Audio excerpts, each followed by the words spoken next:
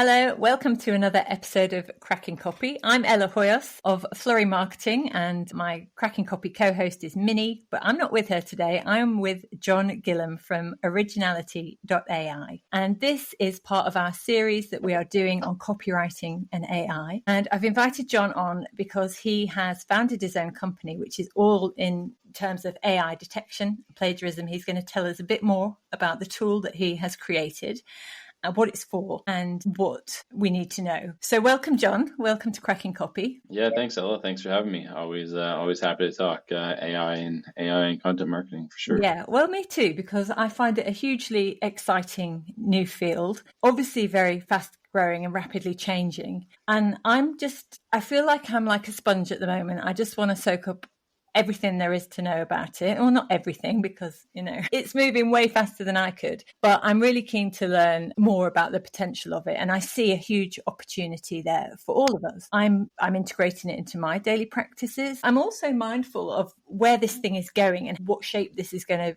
look like into the future. So there are risks, I'm sure. But first of all, tell me a little bit about yourself and how you're in this world. Yeah, so my background was a mechanical engineer out of school, and then got into the world of sort of content marketing by building websites and looking to get traffic from Google. That grew into building up a content marketing agency. We were doing copy for other customers, and then sold that, and had seen through that sale, that sort of there was this wave of generative AI coming. We were some of the earliest users of Jasper, and then transparently selling that content as AI generated content. But there wasn't a great sort of way of, you could put a policy in place around AI, but there wasn't a great way to sort of enforce that policy. And that was what brought us to the idea around Originality, of building a modern day QA/QC tool.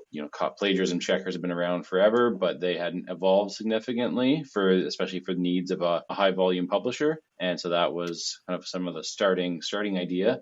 And we ended up launching Originality the weekend before ChatGPT launched, which was great timing, but also kind of crazy time. Yeah, was that serendipity? Did that just happen by magic, or had you known that ChatGPT was going to launch? No, definitely by luck, and certainly if we'd known, we would have pushed the pace, because this was sort of a side project at the time, and would have pushed the pace a lot harder and a lot more aggressively had we known that the world was going to go full AI crazy.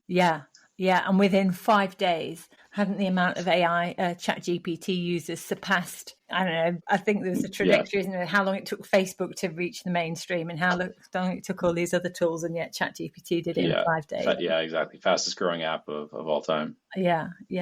Well, I think it sounds like you launched at the perfect time, actually, to me. You just referred to QA/QC before. I'm taking that means quality control. Yeah, it's a sort of quality assurance, quality control, sort of anything that a copy editor does when they receive text from someone. We aim to build a solution that lets them do that process way easier. AI detection's been sort of the big thing in the last few years, but AI detection, plagiarism checking, fact checking, readability, grammar, spelling, editorial guideline compliance, that's upcoming. But sort of anything that a copy editor does when they receive text from a writer, we aim to sort of provide tooling, some of it AI powered, to help them do their job more efficiently. Yeah, and I guess it's all about the integrity of getting really good quality articles into the publication, whether that's an online publication or a magazine, just to make sure that the quality is up there and meeting the standards of that particular publication. Okay, just tell me a little bit about Originality.AI. How does it work? Yeah, so the AI detection, sort of the simple explanation around AI detection is that it's like, imagine there's an editor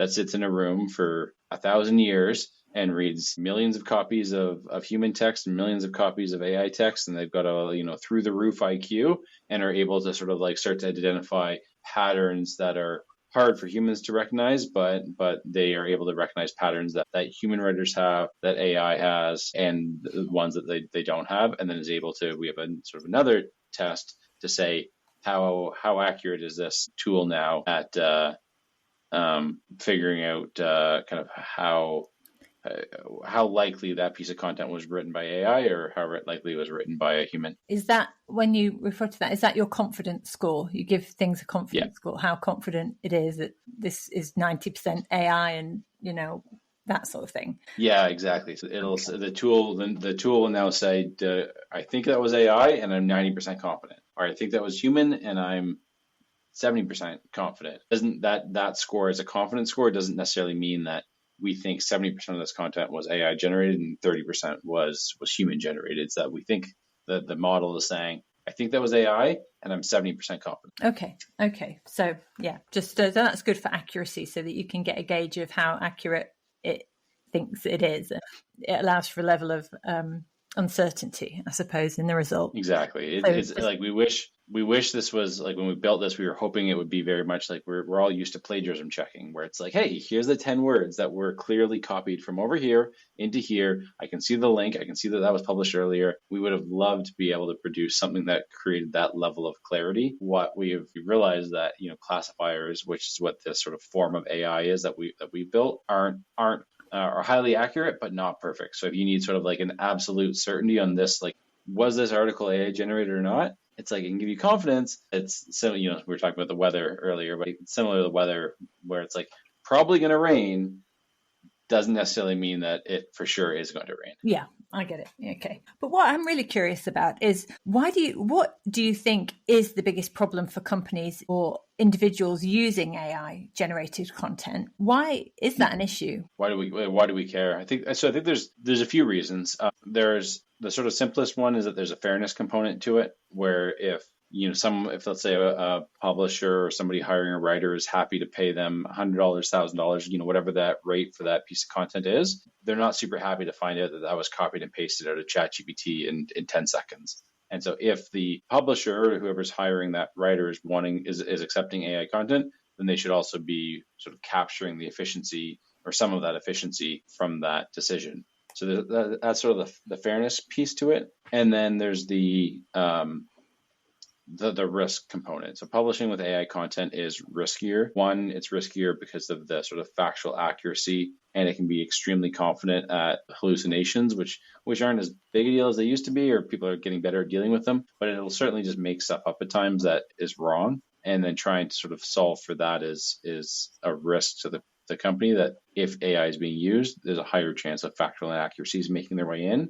And then the biggest risk for the majority of our customers is in the eyes of Google. So Google has made it very clear in their actions that they are against the mass publishing of AI spam. And I think what's sort of interesting right now is that, not all AI content is spam, but in 2025, anybody that's spamming content is definitely using AI to do so. And that creates a risk of anyone else that is publishing AI content to get wrapped up in updates from Google. So what's the problem is the fairness component, and then there's a whole group of other items that I just bucket under the risk component. So if you're publishing AI generated content, it is riskier than publishing human written content, and that decision on whether or not to publish riskier content should be made by the decision maker of that flow of content. So whether that's the purchaser of the publisher, whoever's in charge, but that decision to accept that risk shouldn't be made at the writer level, but more at the sort of business owner level. Okay, yeah, that's interesting. That's really interesting. I thought the job of an editor, though, is to actually do the fact checking. Or if you're a publishing house, you may have a legal team, and the copy will go through legal to pass some checks. So, humans are flawed too. We don't always get it right. We might not, with the best intention, might not intend to make a mistake, but maybe we've written something that was poorly researched, or we relied on doing a Google search to find our answers and we trusted the internet, and we've still turned in something that is perhaps, it needs a fact check. It's flawed in some way. So, humans can make those mistakes too. Yeah. So surely there is a risk with that as well. Yeah, no, I think for sure some of those risks exist. I think the risk of having somebody dial up the content publishing velocity because AI is getting used. So we've seen companies where they had a junior marketer that was pretty tech savvy, that they didn't have any controls in place, and that junior marketer sort of spun up some technology to sort of mass publish blog posts, and they totally killed their business because they lost in Google viewed that as spam and totally shut the business down. So I think that's an extreme example. And I think you're exactly correct that humans can make those mistakes as well. But as you sort of welcome in the efficiency of AI, it accelerates your exposure to that risk of some of those things that we talked about.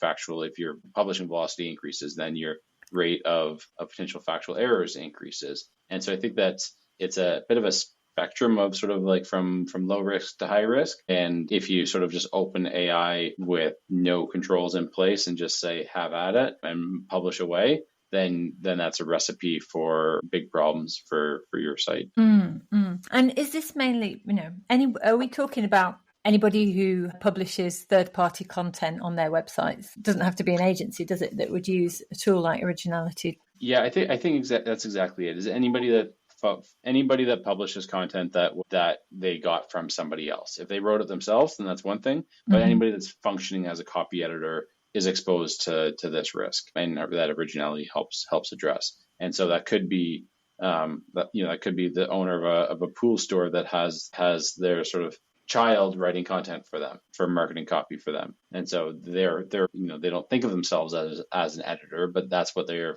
performing, the job of an editor when they receive that text and put it up on their site, or they just let that third party kind of turn loose. So I think there's a lot of people that are hiring marketing companies unaware that a lot of the content that they are now getting is AI generated, and that's a risk to them that they're not currently probably correctly sort of pricing into their workflow. Okay, so presumably your advice is going to be run your content through a tool like yours, give you that confidence that it's good to publish. So I think the first step is like some people will be okay with that risk, and so I think the first step for most for anybody in this world right now is to understand where the use of AI is acceptable and not acceptable, and then put in controls to manage that. Originality is absolutely one of those controls to know if content was AI generated or not. But I think it's more important than that. The use of the tool is the sort of clarity and communication of the decision around where AI is allowed and not allowed in marketing copy. Yeah, okay. So get clear on where you're comfortable, what your comfort level is with the use of AI. So one way that I've done this in my business is to create an AI policy now, because I am using these tools, like many of us, to assist with things like social media content creation, things like that, to speed up some of my processes for my business. I have created a policy which just talks about how I use it in my business, and I've published that on my website now, so that clients can see that I'd like to be transparent about it, and let's have the conversation. If a client isn't comfortable, if particularly I used to write for magazines and newspapers, I'm sure they don't want my AI content. Fair play to them, that's fine. Well, I'm perfectly capable of writing my own copy and content as well. So I think just being transparent and knowing, not just from your perspective as a business, what you're comfortable with, but what your clients or your employers are comfortable with, and making sure that you communicate that, I think, is wise, isn't it? Yeah, no, that's I think that's exactly right. And having an AI policy and communicating it transparently is certainly key. Yeah. Okay.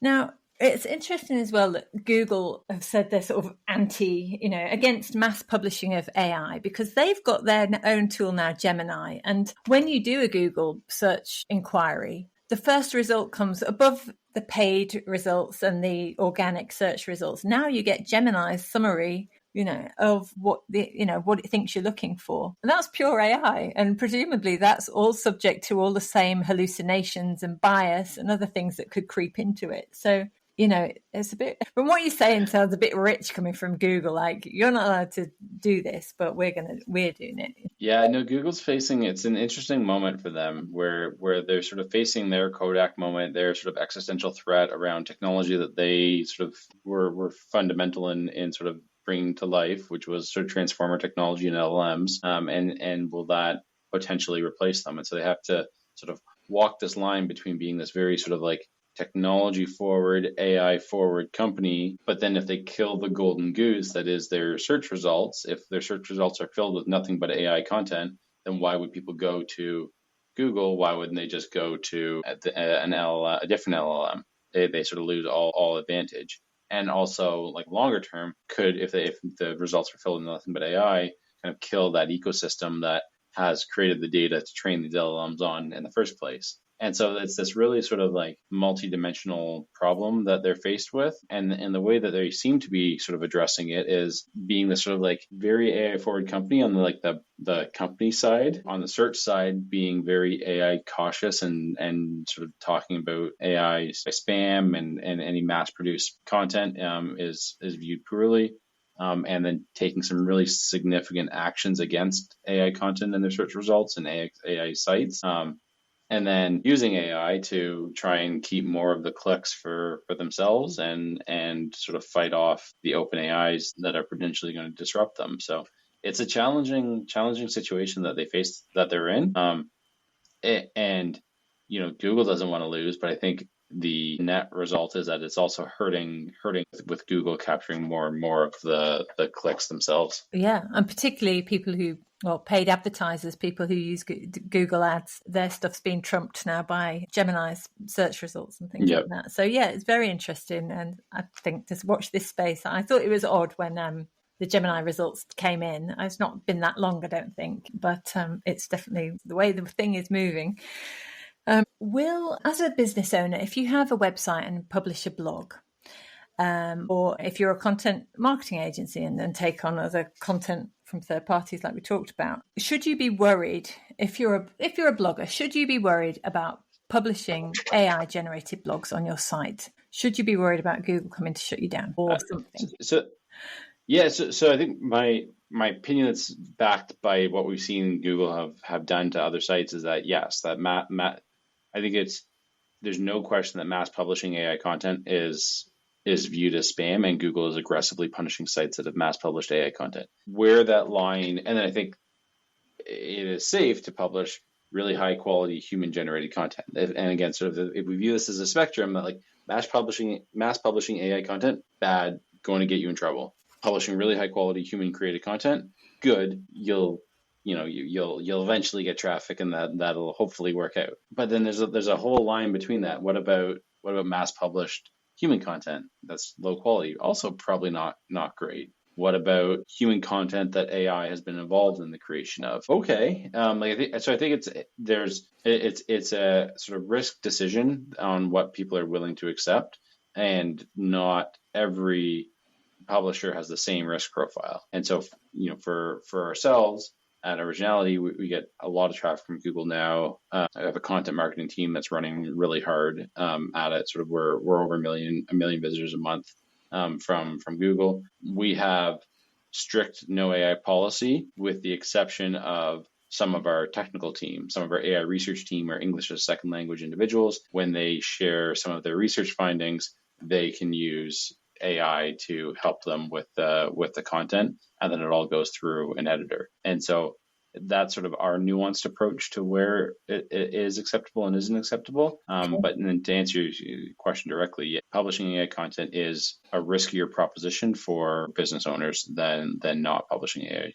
content. And what are you defining here as AI content? Because there's obviously, I'm largely talking about generative AI, where it can create stories for you, it can create lots of text for you, long form copy. But there are then the other AI tools that have been around a long time, like the Grammarlys of the world, that do the spell checking and the grammatical correction. Is your AI policy ruling that stuff out as well, or is it just the generative AI content?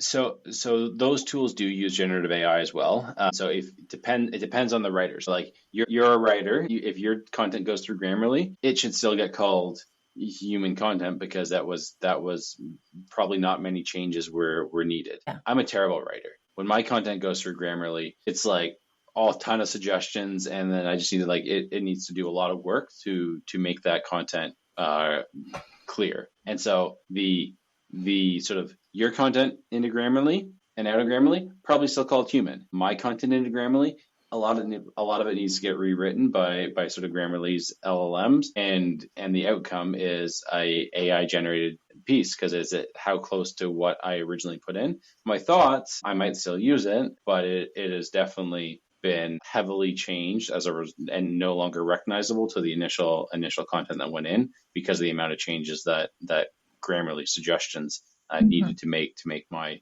crappy content reasonable. Okay. And presumably you don't get penalised too much if you're just a bad typist as well. I'm okay at writing, but No, so that's my fine, fingers because hit the keyboard all that's over just the correcting place. words. Yeah. Okay. It's not totally rephrasing entire Okay. paragraphs. Yeah, it's not changing sentence structures and paragraph structures and Yeah. that sort of thing. Okay. How should businesses and copywriters and, general writers use AI tools responsibly in a way that's going to benefit them and not penalize Yeah, them?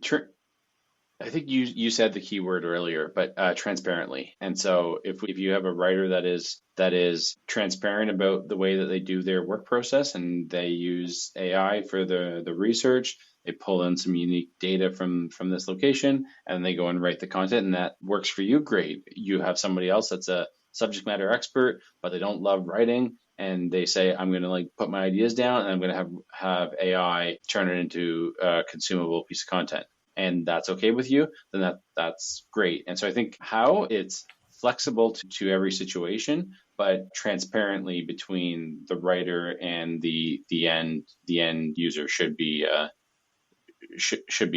understood. Okay. You talked about some of the risks, particularly sort of reputational risks to companies. Are there any other risks that you see?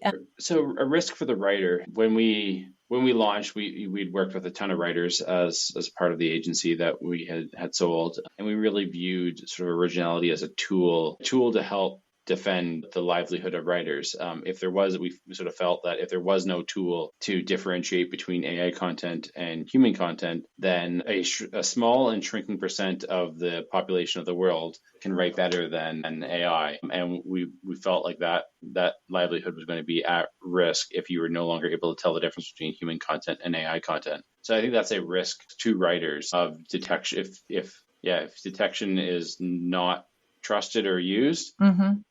then the sort of ability of who else you're competing with for any writing assignment massively increases to anyone with a ChatGPT login. Yeah, I love that, because you're protecting the craft that is writing. And it is a craft, it's an art and it's a science, depending on which end of the spectrum you're at. But there is definitely a lot of craftsmanship that goes into it. And we've seen in other industries how crafts are dying out because they've been replaced by machines like, mechanics and even simple things like I like to sew, but I don't do needle and thread, I do it with a sewing machine. But we're losing our dexterity in our fingers. We don't learn that stuff at school as much anymore. Yep. So I think that's really important, and it's great that you have recognised that. And just finally, to end then, given tools like yours, do you believe that human writing is more important than ever? Yeah. More important than ever? I'm not sure. Do I think it's better than more powerful than AI? Yes. Do I think it's less risky than AI? Yes. I think there is a large percent of copy editors that are able to be replaced by AI now. And some business owners are choosing to accept that risk of AI content, and so I think it's are they more valuable now than ever? I'm not sure if that can be true or not. I think AI is going to disrupt this profession. And has and will continue to significantly. I think there is a large demand for good quality copywriters that AI has not disrupted, and I think their value is as so I don't know if I would say more important than ever, but as important as ever, which is extremely important. But I think there's certainly a portion of this sort of profession that is certainly going to be challenged with generative AI coming. Yeah, absolutely. And a lot of the pressure comes from the need, the perceived need to create more content, to post more, to be more visible, to be out there more. And I think that does put pressure on writers to use tools like AI tools to help them do stuff faster. Yep. But yes, there's a very big argument that are you just adding to the noise there? What is it that's differentiating you? And if you're not really thinking about the words you're putting on the page and the writing and the messages you're trying to convey, then they're not going to resonate with the reader anyway. It's just going to be tuned out as more noise out there on the internet. So I think there is real value for skilled writers and keeping your humanness in your writing. for sure. Brilliant. Just a little bit more then about Originality. Presumably it's a paid product. Where can we find out more about that? Yeah, so Origniality.AI, there's a free tool for each of the sort of tools that are in the paid app. So we have AI detection, plagiarism checking, fact checking, readability, grammar spelling, SEO optimization. So sort of any function that somebody does when they get a text from a writer that you need to do to make sure that that article meets your standards. And we provide tooling to help people do that and sort of make sure that they're publishing content quality of really high order that will perform well for them. Yeah, not just in Google search results, but reputationally it will perform well, and just to keep the standard of your work high. Yeah, I did have a play with Originality before I came on, and you can copy paste your text in just to test it out, can't you? I copy pasted some stories that I'd written, and I got the green light on the ones that I'd done myself. Good. And then it was very obvious to the tool which ones were edited or changed in using AI tools, and they came up red and amber and orange. So I think, as far as I was concerned, this is absolutely spot on. It knew. I haven't tested it for the plagiarism, but I can see that if you use the paid version, upgrade to the paid version, you get that confidence test result and test score, and there's a plagiarism check there as well, isn't there?